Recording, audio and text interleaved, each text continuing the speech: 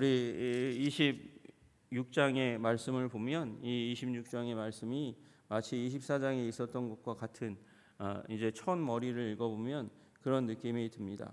그러나 이 사건은 전혀 다른 사건이고 그 사건 사이에 이 중요한 사건 26장에 다윗이 어쩌면 저질렀을지도 모르는 그 이제 오류를 25장에서 하나님께서 주시는 그 레슨을 실수했던 자리, 이 나발로 말미암아서 실수했던 그 자리에서 다시금 정신을 차리고 하나님의 레슨을 배움으로 말미암아 자신의 마음을 다잡고 하나님이 주시는 원칙을 다시 한번 붙잡고 그리고 승리하는 장면으로 그렇게 나타나는 것을 우리는 보게 됩니다.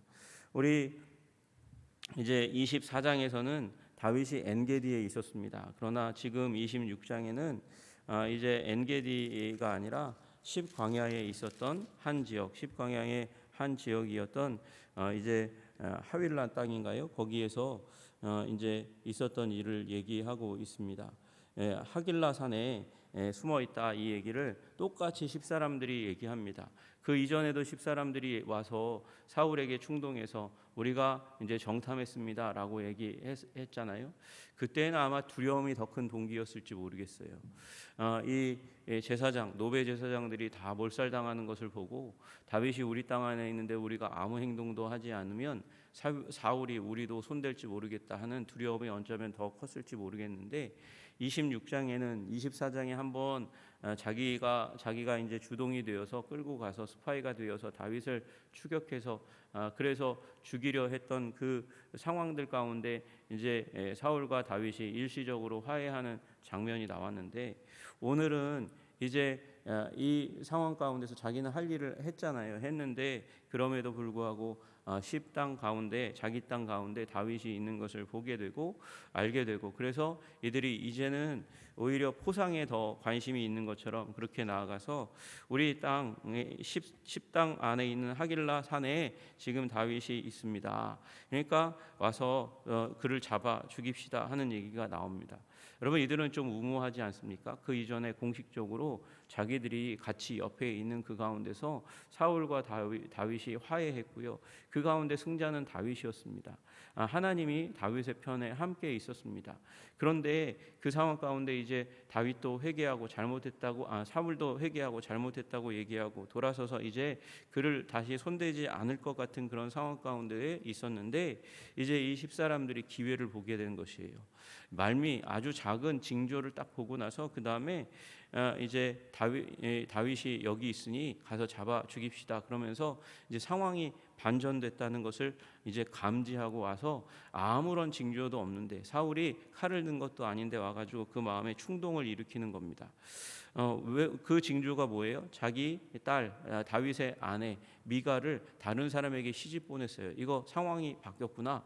지금 사울이 다른 마음을 먹었을지도 모르겠다. 그런 생각을 하게 되고 그래서 사울의 마음을 감지하고 이 사람들이 오게 된 것이죠. 여러분 이런 사람들이 있습니다. 기회를 보려고 보아가지고 자기에게 유리한 상황을 만들고 자기의 이익이 되는 일에 기가 막히게 반응하는 사람들의 기류를 살피고 눈치 보고 그리고 그 일 가운데 이제 입안에 혀처럼 구는 그런 사람들이 있는 거예요. 이런 사람들이 십사람들입니다. 동족인데도 이렇게 행동합니다. 잔인합니다. 그리고 나와가지고 이제 고자질을 해가지고 사울이 3,000명을 거느리고 이제 다윗을 잡으려고 나옵니다. 다윗을 찾으려고 했어요. 그 전에는 이 십사람들을 먼저 보내가지고 정확한 위치를 알게 했습니다. 그런데 여기 지금 사울은 다윗을 찾으려고 십사람들을 스파이로 쓰지 않고 그러고 나오고 있는 것을 보게 됩니다. 여러분 여기 보면 사울의 자신감이 보이지 않으세요? 이제 스파이를 미리 보내지 않고 그냥 3,000명 데리고 딱 나오는 거예요. 그때의 마음에 확신이 있었기 때문에 그렇습니다. 그 전에 이 24장에서는 무슨 일이 있었습니까? 추격해 왔어요. 어디 있는지 대충 알았고 왔다가 실패한 이유가 무엇입니까? 자기 자신 혼자 동굴에 들어갔다 실패했다. 그러니까 그 실패만 반복하지 않으면 내가 다윗을 잡을 수도 있겠다는 마음을 사울이 가지고 나온 것이죠. 그런데 하나님께서는 이 상황 가운데서 이 다윗도 변화된 사람으로 그렇게 만들어 놓으셨고 상황도 그렇게 만들어 놓으시는 상황이 나타나게 되는 것을 우리는 보게 됩니다. 사울이 광야 앞 하길라 산 길가, 그러니까 여기 십광야에 속한 이 하길라 산이지만 광야와 이 하길라 산은 약간 이제 경계가 있는 거죠. 여기는 산지입니다. 광야는 이 황망한 평지 아닙니까? 그런데 거기에서 산으로 올라가는 그 하길라 산이 있어요. 그 산길가에 이제 자기의 진을 구축했다 그렇게 얘기하고 있습니다. 여러분 3,000명 대 600명이니까 군사로 수적으로 보면 이제 다윗이 훨씬 더 많은 그런 군사잖아요. 5배, 6, 5, 30 이 5배나 더 많은 군대를 가지고 있고 다윗의 군대는 정규군이 아니잖아요. 그러니까 군대로서는 훨씬 더 다윗의 군대가 이 사울의 군대보다 약한 것이죠. 6,000명이나 됩니다. 정규군이 용사라고 표현했어요. 그러니까 힘 있는 자가 3,000명이고 다윗은 600명에 불과합니다. 그러니까 훨씬 더 다윗이 불리한 그런 상황 가운데 있고 또 진을 사울이 쳤어요.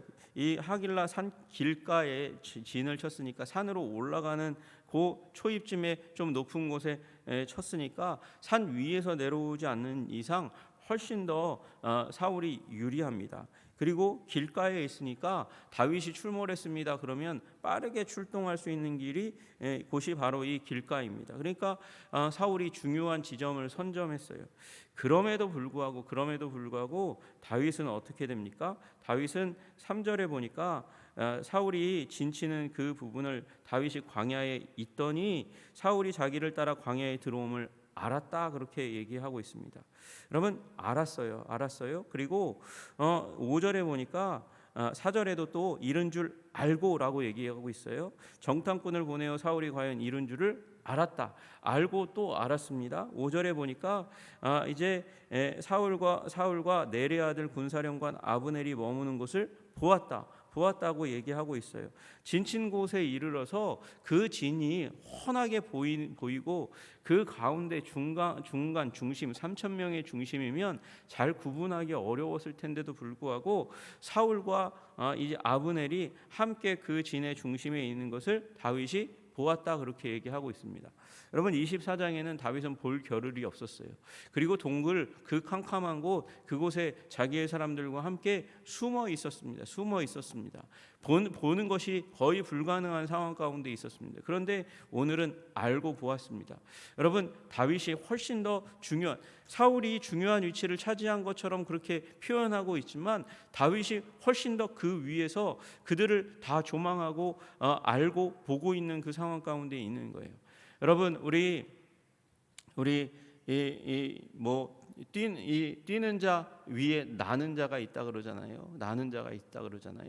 여러분 지금 사울은 뛰었습니다. 뛰는 것처럼 탁월하게 열심히 그렇게 이 사울이 다시금 다윗을 추격하는 그 상황 가운데 탁월한 모습을 보여줍니다. 훨씬 더 중요한 위치를 차지했고 기세가 등등했습니다.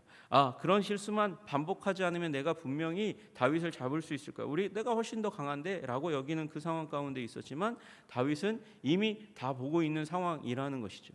여러분 우리 하나님께서 이 세상 가운데서 뛰는 사람 많죠. 능력이 타고난 사람 많죠. 그러나 하나님이 우리와 함께 하시면 뛰는 자 위에 나는 자와 같이 그렇게 탁월하게 살아갈 수 있는 줄로 믿으시기를 주님의 이름으로 축복합니다. 여러분 공부를 다 하는 사람, 처음부터 끝까지 교과서를 다 아는 사람, 열심히 공부해도 요점 정리 못하면 시험에 실패하는 겁니다. 여러분 하나님께서 우리 인생의 요점 정리해 주시는 분이셔요. 여러분 그 하나님을 의지하고 승리하시는 여러분들 되시기를 주님의 이름으로 축복합니다. 그리고 이제 다윗이 아히멜렉이라는 햇사람, 히타이트 사람, 이방인 그와 그리고 그의 앞에 있는 스루야의 아들 요압의 아우 아비새에게 물어서 누가 나와 더불어 진영에 내려가서 사울에게 이르겠느냐라고 물었습니다. 그 가운데서 아비새가 함께 갑니다. 아비새가 요압의 아들이라고 얘기했으니까 그러니까 지금 다윗의 조카입니다. 여러분 수르야가 누구냐? 수르야는 이제 역대상 2장 16절에 보면 다윗의 누이로 나와 있습니다. 그러니까 다윗의 자매의 아들이니까 조카잖아요. 아비새가 그 조카 중에 하나고 요압과 아비새 그리고 그 아들 중에 하나였던 아사엘과 더불어서 이 세 사람이 굉장히 호전적인 인물입니다. 잔인한 인물들이에요. 이들이 함께 이제 전쟁 그 가운데서 아비새가 같이 함께 가는 일이 일어났습니다. 가서 보니까 3,000명 진영인데 너무 깊이 잠을 자고 있고 그 3,000명 진의 중심 가운데 있는 사울에게까지 이르렀는데도 불구하고 깨는 사람이 전혀 없는 상황이 발생하는 것이에요. 그곳에 가서 사울 곁에 딱 갔더니 사울 머리 옆에 창이 땅에 꽂혀 있고 물병이 있었다, 그렇게 얘기하고 있습니다. 여러분 그 가운데서 아비새가 조카니까 다윗이 마음껏 부릴 수 있는 사람이 조카 아닙니까? 그런 조카인데다가 이 조카는 어떻습니까? 어머니 옆에서 이 삼촌이 하는 걸 어렸을 때부터 보았던 사람이니까 다윗과 허물이 없는 사람이에요. 다윗이 귀여워하고 이뻐하고 그리고 이 자랑스러워하는 조카이니까 지금 이 상황 가운데 아직은 다윗이 자녀가 없으니까 그러니까 이 막내였던 다윗에게 있어서는 그 중간에 조금 더 나이 많은 누이의 이제 조카니까 어렸을 때부터 같이 자랐던 그런 사람들 중에 하나니까 잘 알잖아요, 다윗을. 그러니까 다윗의 마음을 이제 부추기는 것이죠. 찔러보는 것이죠. 그때에는 당신이 그렇게 여겼을지 모르지만 또 그렇게 충성스럽게 하나님의 기름 부음 받은 자를 죽이는 것 그건 하면 안 된다고 그렇게 말씀하셨지만 지난 그 상황 가운데서 다윗이 혹시 마음 한켠에 가졌을지도 모르는 마음. 여러분 앞에 바보 같은 나발 때문에 완전히 무시당하고 주위 부하들한테도 무시당하는 일이 일어났잖아요. 여러분 그 가운데에서 다윗이 무슨 생각을 했겠습니까? 여러분 다윗은 순전해서 그래서 하나님 앞에서 충성스러워서 그런 생각을 전혀 하지 않았을지도 모르지만 저 같은 사람은 그런 생각을 했을지 모르겠어요.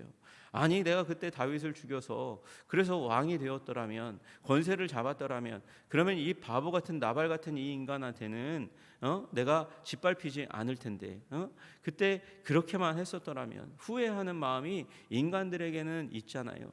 그때 기회를 잡았더라면 그때 내가 그렇게 하지만 않았더라면 얼마나 좋았을까. 이런 수치를 안 당했을 텐데 그런 생각을 하고 있는 다윗의 마음을 옆에서 이 아비새가 혹시 보았을지 모르겠어요. 다윗이 그런 마음을 먹었을지 모르겠어요. 그래서 얘기하는 것이죠.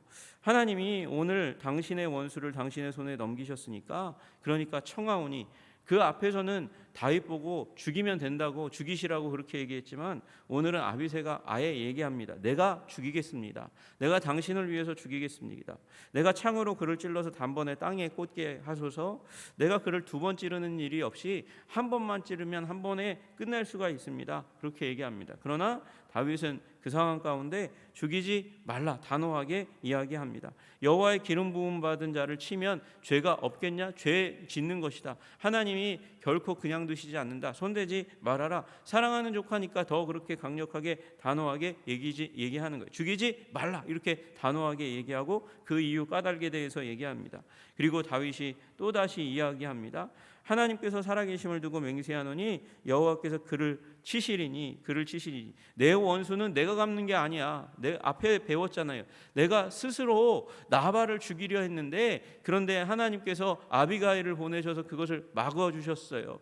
여러분 내가 하나님의 기름 부음 받은 자도 아닌 나발을 내 스스로 원수 갚지 못하게 하나님께서 아비가일을 보내셨는데 그런데 오늘 내가 또다시 여호와께서 치시는 그런 상황을 만들지 않고 내가 나의 부하가 나의 조카가 치는 일을 나는 만들고자 하지 않는다라고 얘기하는 거죠. 여호와께서 그를 치시리니 혹은 죽을 날이 이르거나 전장에 나가서 망하리라 그렇게 얘기하는 거죠. 여러분 죽을 날이 이르거나 질병이나 사고가 일어나는 일이 이르거나 아니면 전쟁에서 전사하는 일이 일어나겠다. 여러분 이거 어디서 배운 레슨입니까? 나발에게서 배운 레슨입니다. 나발이 죽이려 갔는데 하나님께서 아비가일로 막으셨어요. 돌아왔어요. 아이 그놈 죽였어야 되는데 하는 얘기가 부하들의 입에서 나왔을지 모르겠습니다. 그러나 손을 대지 않았는데도 열흘 후에 나발이 심장마비가 돼서 죽어가는 일이 일어나는 거예요. 여러분 그러니까 다윗이 내가 손대지 않아도 하나님께서 손대시는구나. 하나님께서 필요하시면 사울이 불충하다고 하나님께서 판정하셨고 버리셨다 말씀하시면 나 때문이 아니라 나 때문이기도 하고 아니기도 하고 내 원수를 갚아주시기도 하고 하나님께서 꼭 정하신 시기에 사울의 생명을 끝내겠구나라는 사실을 이미 그 나발의 사건을 통해서 알게 된 것이죠. 그래서 얘기하는 거예요. 그 맛입니다. 그 맛이 나니 내가 손을 들어 여호와의 기름 부음 받은 자를 치는 것을 여호와께서 그 맛이 나니 그러니까 그 일은 하면 안 되는 거야. 하나님이 하실 거야 라고 얘기하는 것이죠. 여러분 우리 인생사 원수 갚는 일도 하나님께서 행하시고 우리의 인생의 길을 트시는 일도 하나님께서 행하시고 우리의 문제를 해결하시는 일도 하나님께서 하나님의 때에 적합한 때에 우리를 위해서 베푸시는 줄로 믿으시기를 주님의 이름으로 축복합니다. 여러분 그 믿음 가지고 굳건하게 서면 그러면 자신감이 넘치는 거예요. 다윗처럼 자신감이 넘치는 삶을 살아갈 수 있습니다. 그리고 다만 그의 머리 곁에 있는 물병과 그리고 창만 가지고 와라 가자 그렇게 얘기하고 떠납니다. 그 가운데서 여기 이들은 잠들어 있어요. 12절에 보니까 그들을 깊이 잠들게 하셨으므로 그들이 다 잠들어 있었기 때문이었더라. 여러분 이들이 깊이 잠이 들었습니다. 마치 하와를 창조하기 위해서 하나님께서 아담을 잠자게 하신 것처럼 그리고 창세기 15장에 하나님께서 아브람과 언약을 맺기 위해서 그렇게 이 바위 뒤에서 암흑 가운데 잠을 재우신 것처럼 그렇게 깊이 잠이 들었어요. 잠이 들어서 그들이 죽은 듯이 잡니다. 우리 뒤에 있는 잠들었기 때문이라 12절에 뒤에 있는 잠들었기 때문이라는 이 다니엘서 12장 2절에 나와 있는 땅의 티끌들 가운데서 자는 자 거의 죽은 자처럼 그렇게 잠을 자는 거예요. 여러분 땅에서 티끌 가운데 먼지 가운데 자는 자는 죽은 자를 의미하는 거거든요. 그처럼 완전히 죽은 듯이 3,000명이 단 한 사람도 일어나지 않고 다 잠자는 죽은 듯이 잠자는 일이 일어나게 되었습니다. 여러분 이게 다윗은 들어온 것도 나간 것도 하나님의 섭리 가운데 있는 것을 알고 다윗은 사울을 손대지 말아라. 하나님의 섭리를 해치지 말아라. 그렇게 이야기하고 우리 이제 창과 물병만 가지고 나왔습니다. 여러분 물병을 가지고 나왔다는 것은 물병은 생명입니다. 광야에서 물병은 생명입니다. 다윗이 이 상징하는 거예요. 나는 당신의 생명을 취할 수 있었지만 당신의 생명을 취하지 않고 생명과 같은 물병을 가져왔습니다. 나는 그 일을 충분히 행할 수 있었습니다. 그걸 보여주려고 가지고 나오는 것이죠. 창은 어떻습니까? 창은요, 이 창은 나쁜 창이에요. 이 창은 다윗을 2번이나 찔러서 던져서 죽이려고 했던 창이고 그리고 자기의 아들마저도 이제 다윗을 옹호한다고 집어가지고 던졌던 그 나쁜 창이잖아요. 그 나쁜 창을 다윗이 가지고 나와서 이제는 악한 무력을 쓰지 않도록 다윗을 다시는 죽이려는 시도와 의도를 갖지 않도록 하려는 그 마음 가지고 나온 것입니다. 여러분 앞에서는 옷이 잘렸어요. 왕복에 옷이 잘렸다. 왕권을 빼앗기고 그의 무력이 빼앗기고 그의 생명이 빼앗기는 일을 악한 길 걸어가면 이제 결국은 결과로 그의 인생 가운데 드리워지게 된다는 것을 알려준 것이죠. 여러분 우리의 인생 하나님의 뜻대로 나아가시기를 주님의 이름으로 축복합니다. 사울은 지금도 그렇게 하나님의 뜻에 반항하는 거예요. 사울을 왕으로 삼으려는 하나님의 계획 24장에 이미 자기가 알고 있다는 것을 토로하고 얘기했고 손대지 않겠다고 얘기했는데도 불구하고 내가 추격하면 내가 군대를 거느리면 하나님의 뜻을 내가 막을 수 있겠다. 다윗이 왕 되는 건 막겠다. 그렇게 여기고 지금 나섰습니다. 그러나 하나님은 하나님의 사람을 반드시 지키시고 보호하시고 그리고 하나님께서 때를 따라서 생명의 길을 여시고 높이시는 일이 일어나게 될 줄로 믿으시기를 주님의 이름으로 축복합니다. 그러므로 오늘도 주님의 그 임재와 섭리 가운데 굳건하게 서서 하나님의 뜻을 고수하고 쫓아가시는 여러분들 되시기를 주님의 이름으로 축복합니다. 주님께서 지키시고 보호하시고 능하게 하시고 아름답게 하실 줄로 믿습니다. 기도하겠습니다.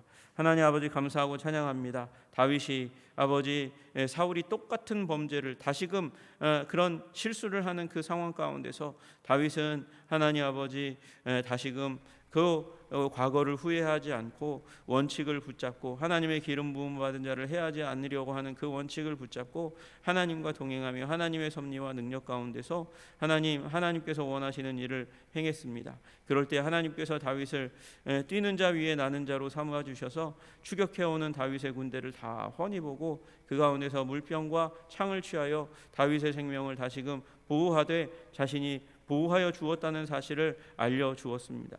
하나님 아버지, 우리들도 이 땅 가운데 험한 광야 가운데서 아버지 우리보다 더 높은 자리에 자리를 차지하고 선점하고 우리를 공격하는 것 같은 상황과 삶을 우리 가운데 펼쳐가는 사람들을 봅니다. 그러나 그럼에도 불구하고 우리 하나님께서 우리를 이기게 하시는 줄로 믿고 확신하고 원칙을 고수하고 주님과 함께 더불어서 위기를 돌파하는 자들 되게 하여 주시옵소서. 뛰는 자들보다 더 아버지 확신과 믿음으로 가득 찬 나는 자, 하나님께서 함께 하시는 자, 동행하는 자, 성령 충만의 사람, 말씀의 사람 되게 하옵소서. 예수님 이름 받들어 기도드리옵나이다. 아멘.